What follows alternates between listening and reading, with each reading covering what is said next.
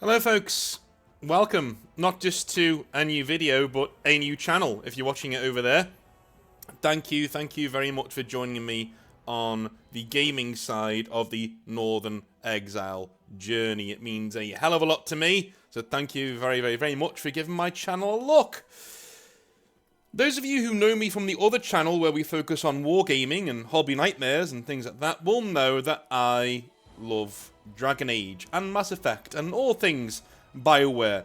At least, kind of used to. Not these days. And I think one of the main reasons for that is the change that we have seen in the overall arc of BioWare itself since it's, well, the downward spiral kind of started with the ending of Mass Effect 3, and I don't think we've ever quite recovered. Those of you who know my content will know that I do these in a very raw fashion.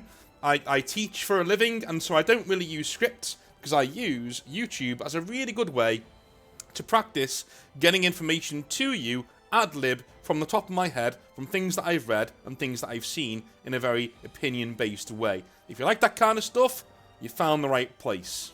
This is for you. So a bit of context. I have played all the Dragon Age games. I started with Origins, of course, back in the day, on release in 2009. I got it on my old PC, on my old laptop, and I absolutely loved it. I devoured it. In fact, I have a really cool memory of going around to a friend's flat one random day, a really weird day, like a Wednesday or something, and he was sitting there just playing Dragon Age Origins, and I'd not played it for a couple of months. And he showed me his character that he'd created. It was a mage. It looked just like him. It was really strange. And again, we sat there reminiscing and talking about Dragon Age pretty much all evening.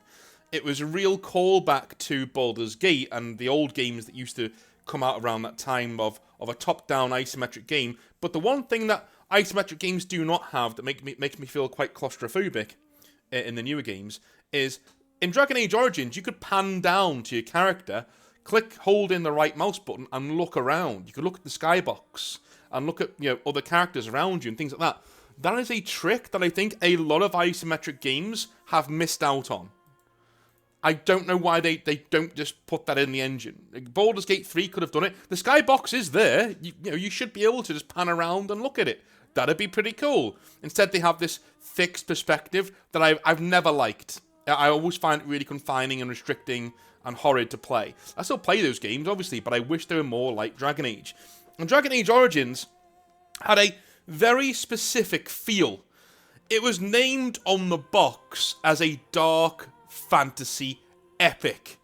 And that's what it was. It was an epic piece of dark fantasy. Anybody who's read The Witcher, who's read any of Joe Abercrombie's First Law trilogy, the Lies of Locke Lamora, anybody who's read things like that will immediately feel at home in Dragon Age, and I think that's what they were going for, because this was Golden Age BioWare. These were the original masterminds behind some of the best games that BioWare ever did. I'm talking Baldur's Gate, Knights of the Old Republic, those kinds of people were making Dragon Age Origins. And they made it because they didn't have the Dungeons & Dragons license anymore. So they had to make their own game, do their own thing, and I think they knocked it out the park. As much so, right, I still play Origins every year. Every year. Some people read Lord of the Rings every year. Dragon Age Origins is my Lord of the Rings. I play it cover to cover, start to end, every year. Sometimes I'll do different characters, sometimes I'll do different runs, but I always play it every single year. The depth of choice in that game and things it lets you get away with in terms of the story is amazing. And it really frustrated me that people were talking about Baldur's Gate 3 as if that was the first game to ever do that. It wasn't. I am well aware that giving praise to BioWare isn't in vogue right now, and that's probably why it was getting so much love. But I'm telling you now, that game, Dragon Age Origins, had choice and consequence better than most games on the market these days, right? And I probably include Baldur's Gate 3 in that. Why? Because I think Baldur's Gate 3 went a bit too far and letting you just do whatever you want. The world should have rules and consequences for breaking those rules. Whereas Baldur's Gate 3 was so married to player agency that it kind of forgot to tell a story, right? Again, I'm not a big fan of the story in Baldur's Gate 3, but that is another video for another time, even though I really enjoyed the game overall. Dragon Age Origins, on the other hand, has a definitive beginning, middle, and end. It is an epic journey that one character goes through and changes on their way, and has some amazing storytelling moments. Probably one of the best games I've ever played, and it is in my art category, and I'll explain that in another video. It's one of 5 or 6 games that I've ever played that have ever had that score in my head. Basically, if the art category is, if somebody has a Rembrandt painting or Schindler's List or another amazing movie, I can hold this game up and go, this is as good as that. It's a work of art, right? That, to me, most definitely is Dragon Age Origins in this series. A bloody, dark epic of a game that I recommend if you've never played it, for God's sake, go out, get it, play it, enjoy it. Savour it. Because there are games that are not like that anymore, okay? I have seen a lot of YouTubers going back and playing it and going, this isn't that quite... Well, I'm sorry. Games used to be made differently. It just is what it is, okay? It's a fantastic game. Go back and play it. It's amazing. Dragon Age 2, a bad sidestep, in my opinion. But I am a defender of Dragon Age 2, and here's why. It has a cozy feeling to me. Whenever I play Dragon Age 2, I do feel very cozy. I feel like, oh, this is cool, right?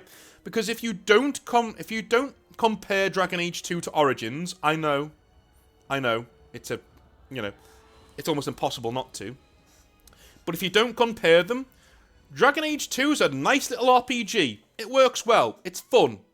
You're in one city in Kirkwall. It feels different to Dragon Age Origins. They went in a different direction, and I actually enjoyed it. I actually thought Dragon Age 2 was a decent game. Its main sin was that it was called Dragon Age 2. Its original working title was Dragon Age Exodus, which would have worked a lot better, because every Dragon Age was supposed to have Dragon Age something, right? So Dragon Age Origins, Dragon Age Exodus. We were supposed to have Exodus, and that would have been an amazing title for what happens in the game. And I really would have enjoyed it a lot more if it was called that. I think EA forced BioWare to call that Dragon Age 2 because they wanted to milk the franchise. They wanted to make more money without realizing it was called Exodus for a fucking reason, right? Cool. Then we have Dragon Age Inquisition, years later now, and we are now going down the route of Dragon Age is a lot more colourful. Its story is still stellar. Dragon Age Inquisition story is stellar. Its main villain is botched a little bit, but then the main villain of Dragon Age Inquisition isn't really the main villain, and you kind of have to pay for a DLC to see who the main villain is, which is kind of bullshit, but there you go. It worked out in a story sense, so I paid for it anyway, because I'm a sucker for narrative stories that are done well, and Dragon Age Inquisition is one of those stories. It's one of those games. Mechanically, it operated very much like an MMO, which is not great, which is not good. But in terms of its overall gameplay, its overall style, I liked Dragon Age Inquisition, and I gave it a very good score. And I still replay all 3 of those games, if not every year. I played Dragon Age Origins every year. If I don't play the other 2 every year, it's at least every other year, maybe every other 18 months, right? I will still play them. I'll still go through. I'll still take 3 characters all the way through the games, and it's one of those journeys that I love to make. But you can see the world of Thedas, the world of Dragon Age, slightly changing as we go on through the games. We go from a dark fantasy epic in terms of Dragon Age Origins to a more grounded story, still very dark in Dragon Age 2, which kind of has a few stumbling blocks in terms of writing, hello Hawk's mother, and going into Dragon Age Inquisition, we now have a bit more of a lighter colour palette, a lot more graphical fidelity, which is fine. We have a rebranding of a few things, and a few more pieces of politics start to ebb their way into Dragon Age Inquisition. The Canary, for instance. Now, if you guys know me, you know from my other channel that I have a big bee in my bonnet about the Qunari. Because the Qunari in Dragon Age Origins, in my opinion, were a wonderfully realised race. They were completely alien to everything else going on in the world. To the point that if you're a female Grey Warden, Sten, who is part of your troop, your party, who is a Qunari, will not realise that you're a warrior. He'll say you're not a warrior, you're a woman. You should be a priest or a merchant. That's it. Those are your roles. Because in the Qun, in my religion, that's what you are. You're one of those two things, and that's it. You know? But you're free to find your own place within that role. So it's actually quite liberating in a weird way. You know what I mean? And you'll always be given value under my religion. Everyone's the same. Everybody's equal. Sounds horrible to me in terms of, there's no individuality. There's no expression. Things like that. But he's on his own. And he's there telling you exactly what his faith and his culture is.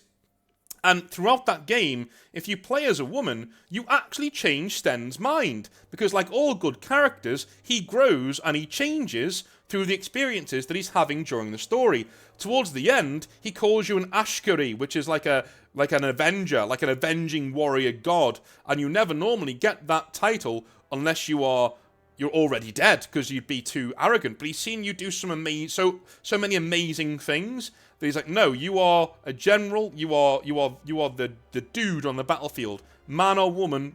I will follow you into hell and back, and that is growth, ladies and gentlemen. And that's why putting cultures in your settings that are quite, shall we say, sharp in their dealings with other people is very cool, because you get to explore those ideas and see how they're different to our own, and see how we can make each other better.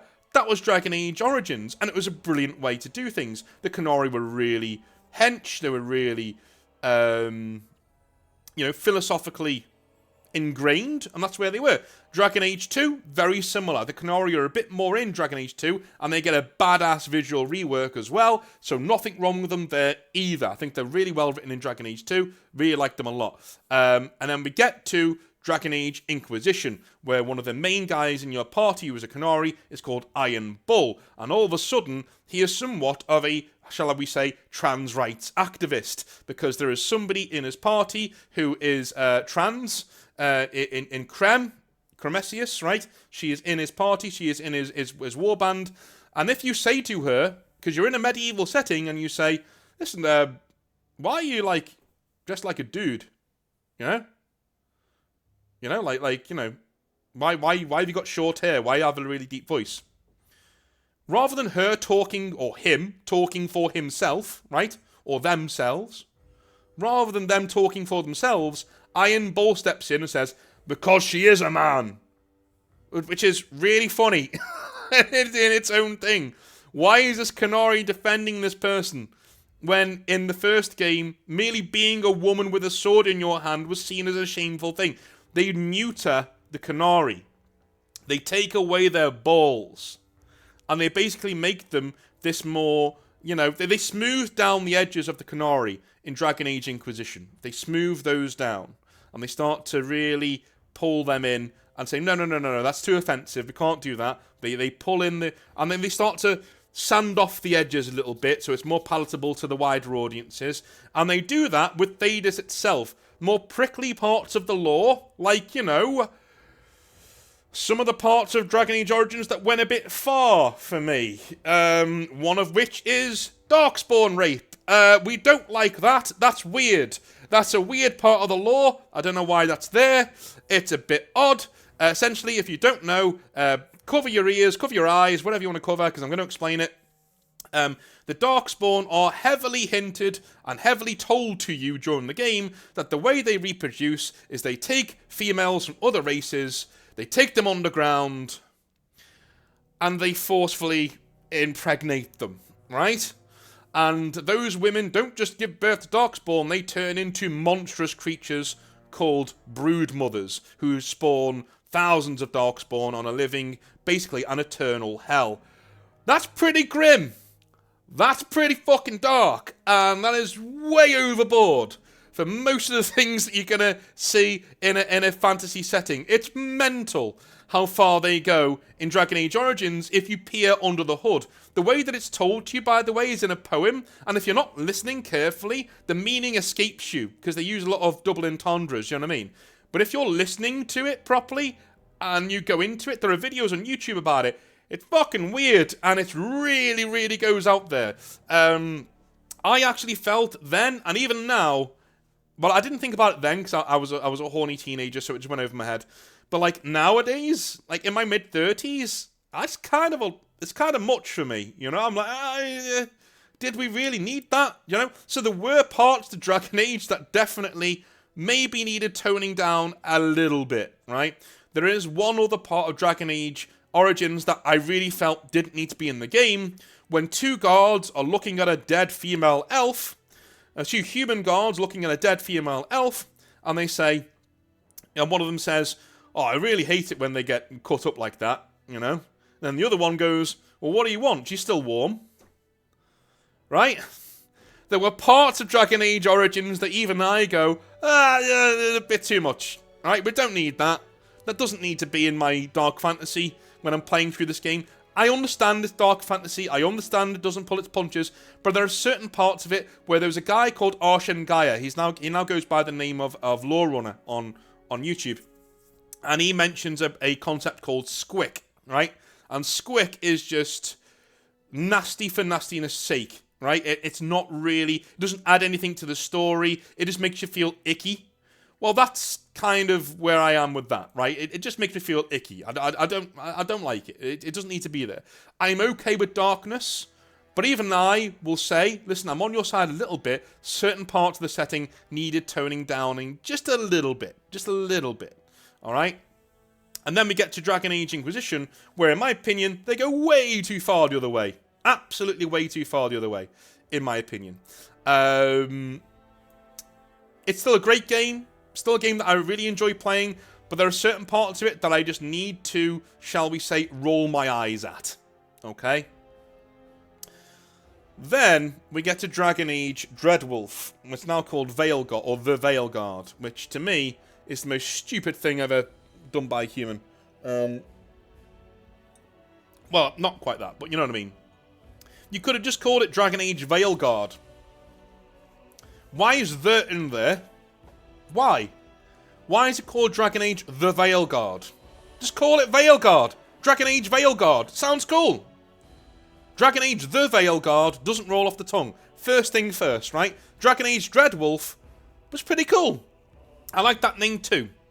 I get why they changed the name, but Veilguard to me just sounds like a rehash of Inquisition. Now, we're going to get into the main crux of the video here, 18 minutes in, which is why I wanted to do a new channel for this kind of thing, because it's going to be me ranting about gameplay and things like that. So, let's get into it.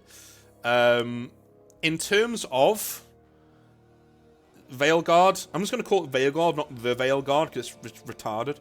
So, the thing with Veilguard is, in my opinion, as I just said, this is this bit really made me cringe as well. That bit there.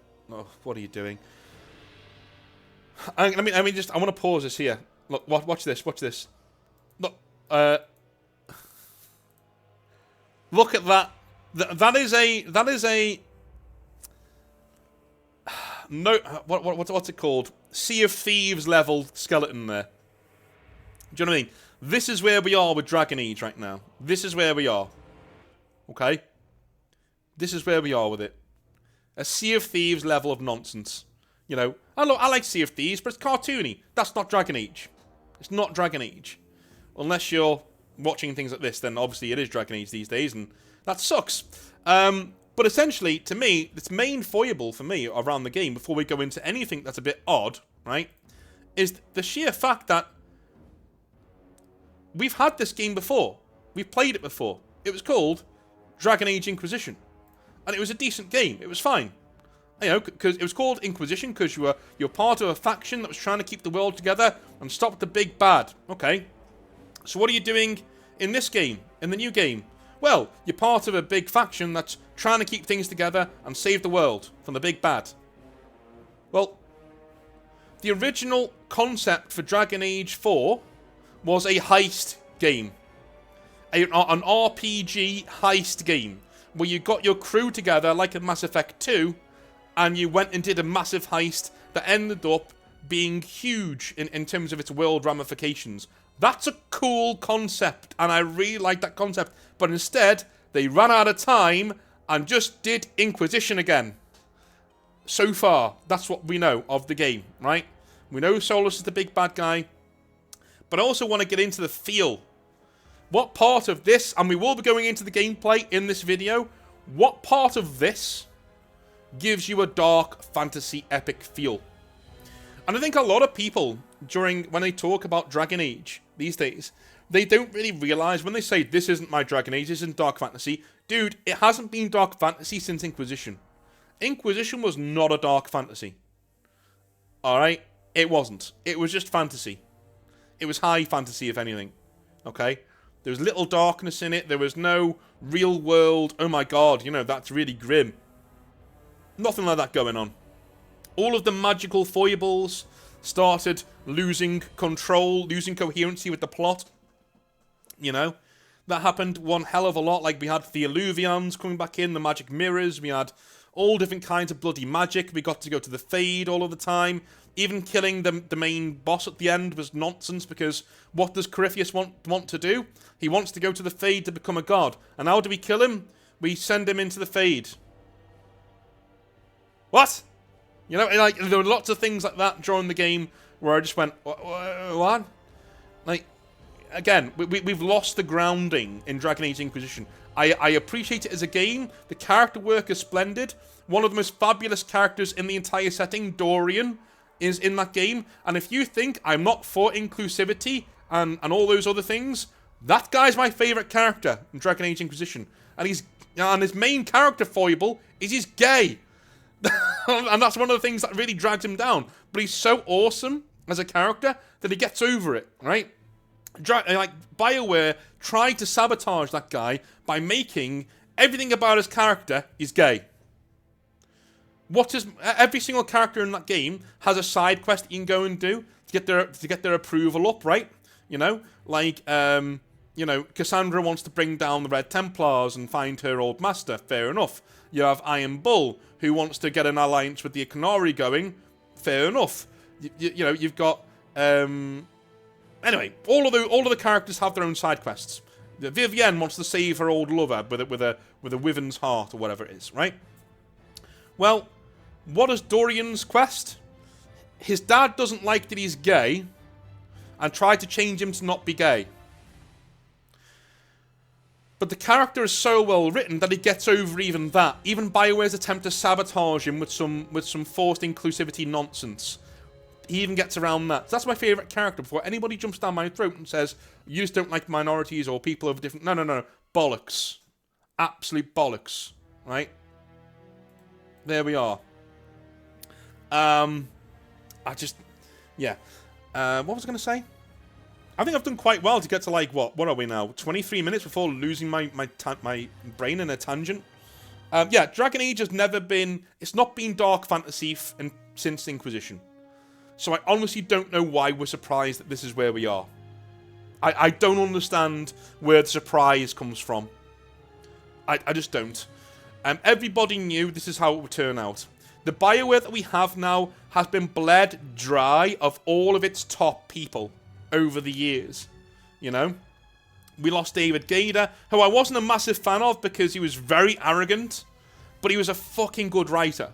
He was a really good writer. Didn't like him personally, found him very arrogant and annoying, the way he spoke about things as if he was some best-selling author, when he's not. But there we go, he writes video games, and the books that he writes are about video games. But he was a very good writer for Dragon Age, and losing him was probably the last piece of the guy, one guy holding the dam closed of what Dragon Age used to be. And now here we are with this faux Fortnite Overwatch bullshit, you know? You literally have cringe lines like, we're going into the Fade, aren't we? Ha ha ha. And shit like that going on, right? Like it's some sort of hijinks. D&D hijinks.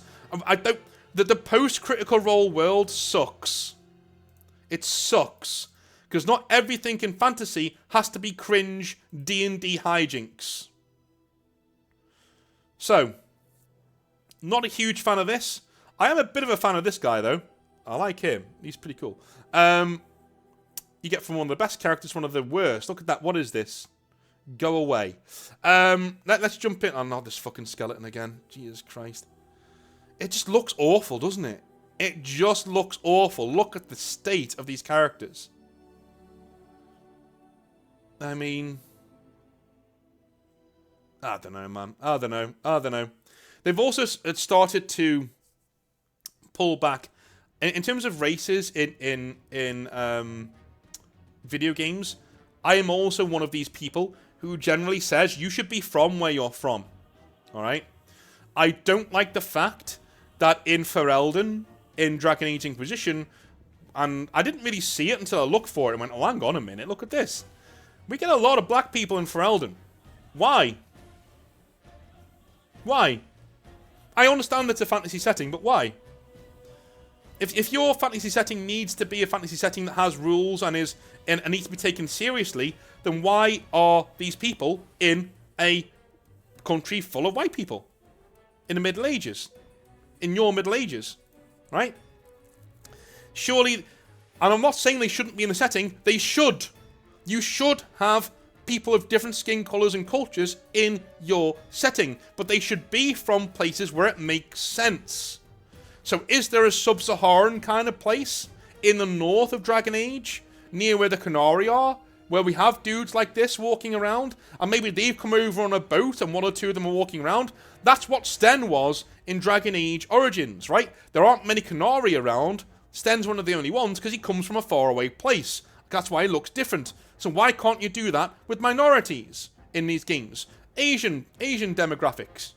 African demographics. Why can't you do that? Why can't you have their own country somewhere where they come to where we are to fight the big evil with us? That'd be cool. That'd be cool. I'd love that. But no, instead, we get a slap in the face of, no, that guy's from Dragon Age England, which is Ferelden. That guy's from Ferelden. Why? Well, you can't say that, you're a racist. What do you mean I'm a racist? I want him to be from his own place and have his own thing. Do you know what I mean? They kind of get away with it in this because the guy's a Grey Warden. And Grey Wardens come from all over the place. But I just noticed that in Dragon Age Inquisition a little bit more. In fact, yeah, it was in Inquisition. It started there. Where we started to see races being from places where they shouldn't be from. You know? Again, I said this on my other channel the other day. If I'm playing a game like an African epic in the Empire of Mali or Ghana or somewhere, and a white guy turns up as one of the characters, I'm like... And then they're like, oh yeah, he's just from Ghana, yeah. No, he isn't. No, he isn't. he definitely isn't. Right? The guy's whiter than I am. He's definitely not from Ghana, right? So I would be saying the same thing the other way around too. Okay? That's another thing that Dragon Age has done that just doesn't really sit right with me. It smacks of laziness and let's include everybody without thinking about how we're going to do that. If you don't take your setting seriously, if your setting has no rules and boundaries, then why the fuck should I take it seriously? Why should I bother with it? Alright? Now that rant is over, let's have a little look at the gameplay footage together, shall we? I'm not going to play the sound because, well, I don't want to. Alright, so here's the first look at Dragon Age the Veilguard, and here we go. We're going to start the video off here.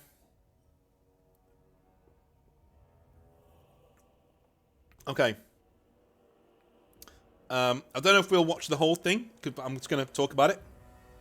So right away,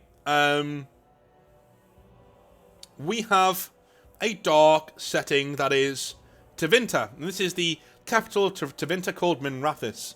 I think it's pretty cool. I'm struggling to see how anything like this could form an empire. It should be a lot sprawlier and more going out there, but it's all pretty cool. Still like it quite a lot. You have Rook there, who is his backstory is that he's from here, which is fine. Again, I would quite like whenever I write an RPG, and I will eventually write either the tabletop RPG or whatever, I will introduce rules saying, look, if you want to be this ethnicity or this skin color, if you want to keep things in the game as they are, like, you know, and not break the setting, then if you're black, you're from this place. If you're white, you're probably from this place. If you're Asian, you're probably from this place. That kind of a thing. Just to give... You need to have your setting be cohesive, is what I'm saying. It needs to act like a real world if you want me to take it seriously. The character work is pretty good. Until you get lights like that on it, then it looks a bit waxy. To me, plasticine models.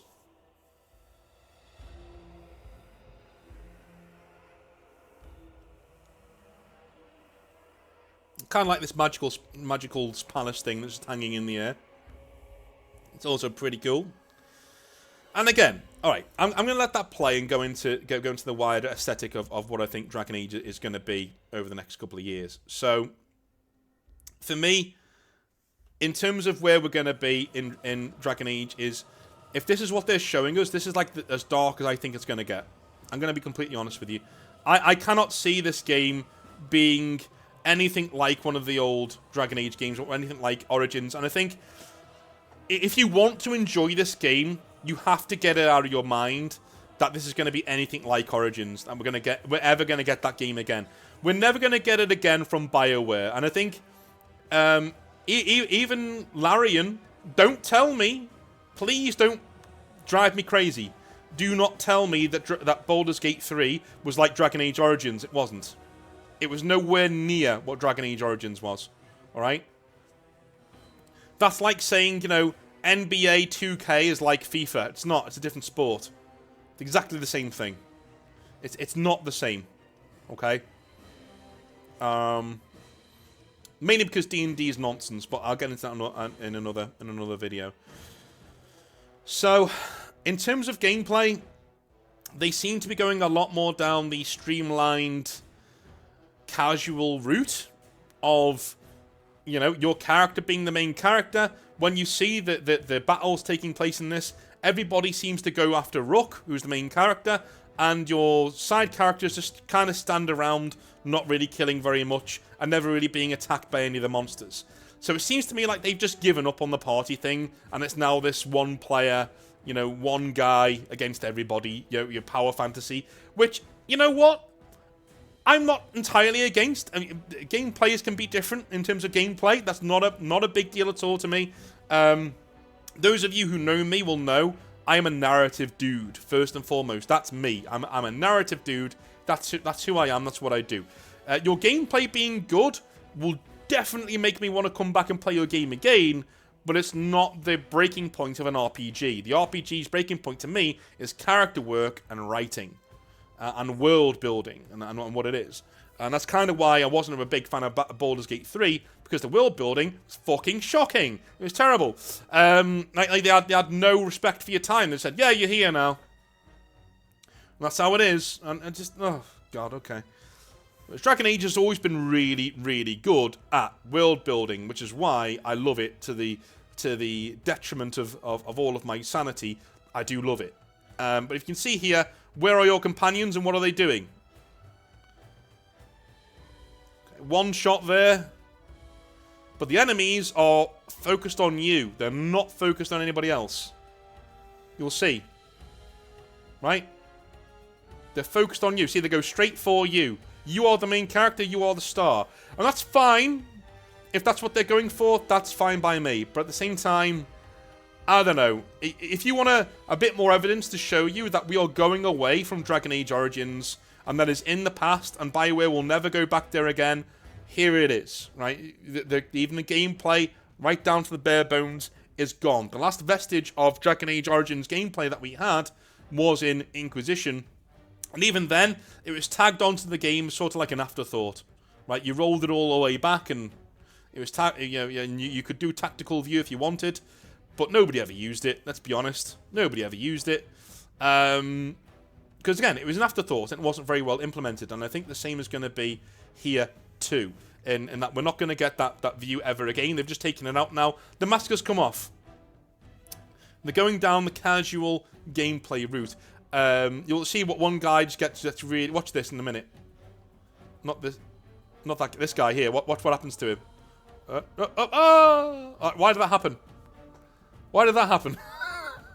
You only hit you normally, and he goes, "Wah!" and it goes flying. Do you know what I mean? It's a very Hollywood game system, kind of like Dragon Age 2 was. But, you know, since Origins, we've never actually come back to that style of gameplay. And that's not a completely bad thing to me. I do like more satisfying gameplay.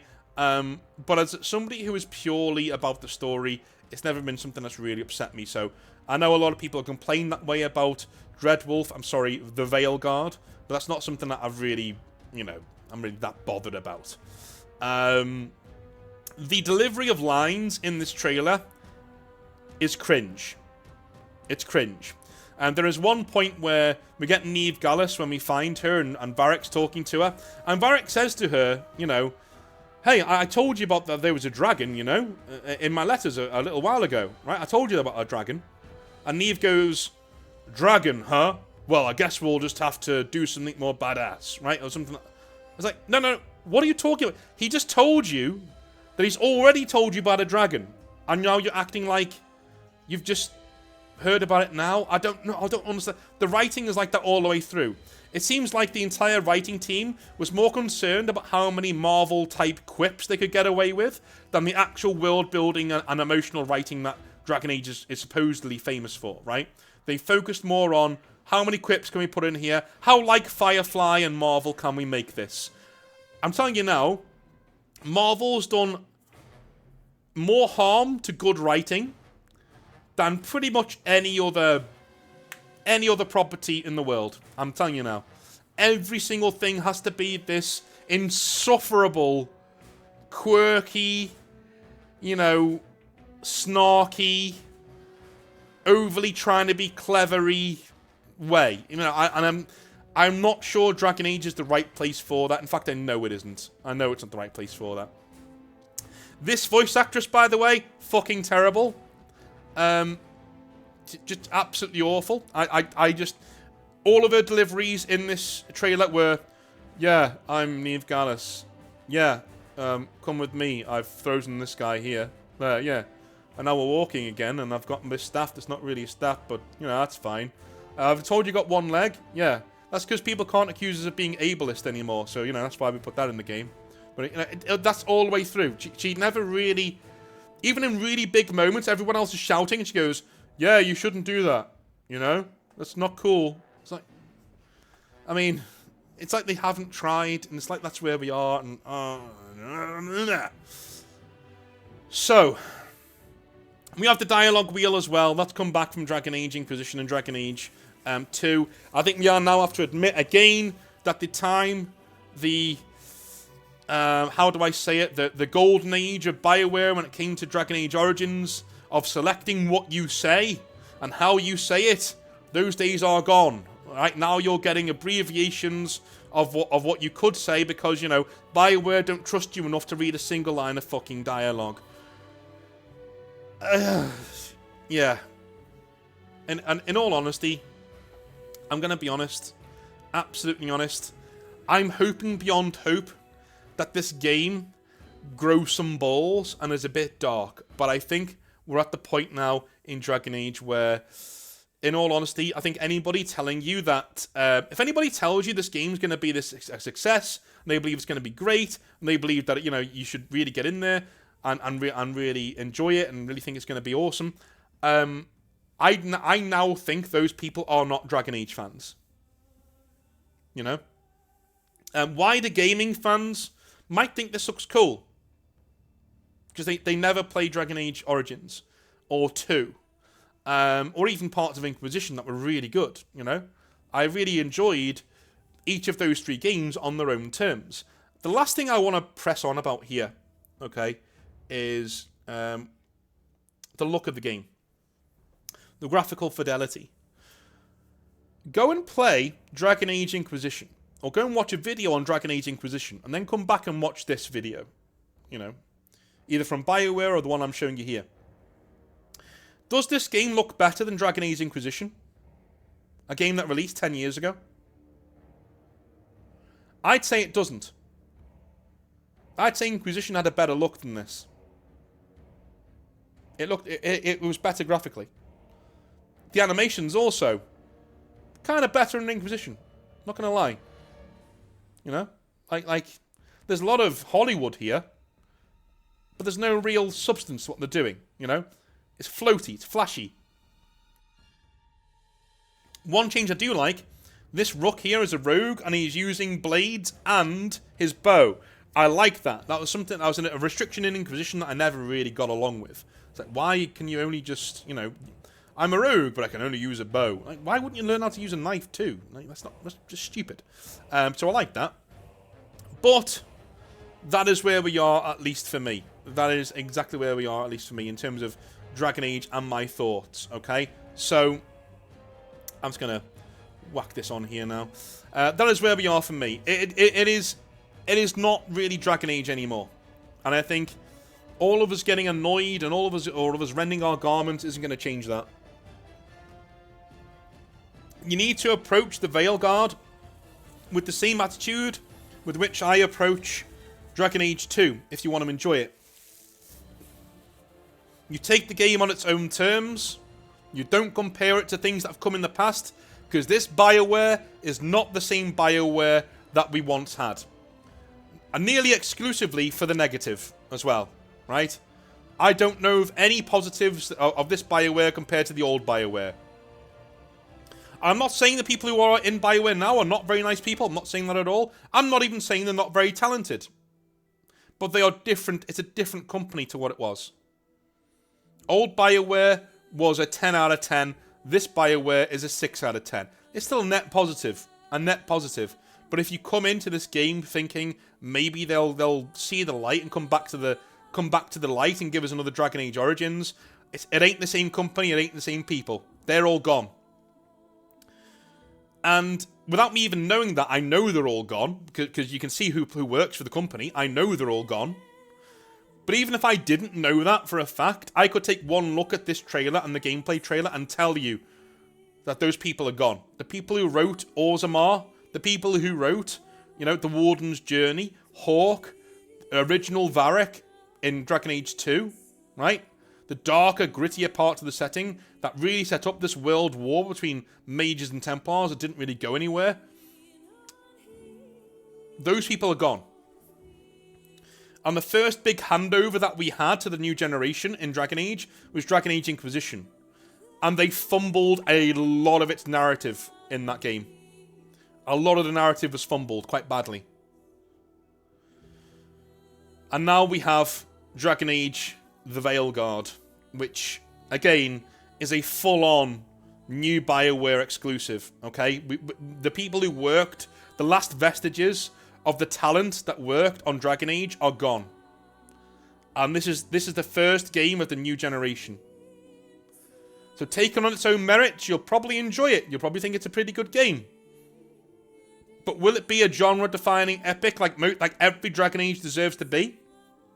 Will it be a game that you look back on in 10 years' time as, wow, that was a blast to play through? I don't think it will be. I think that's where we are. I know, heartbreaking. But anyway, you wanted Rantage, you got Rantage. I love you a long time. I will speak to you on Saturday for a big old live stream of Metal Gear Solid 3. And the VOD will also be on this channel. So I love you all. See you then. Have a good one. Bye now.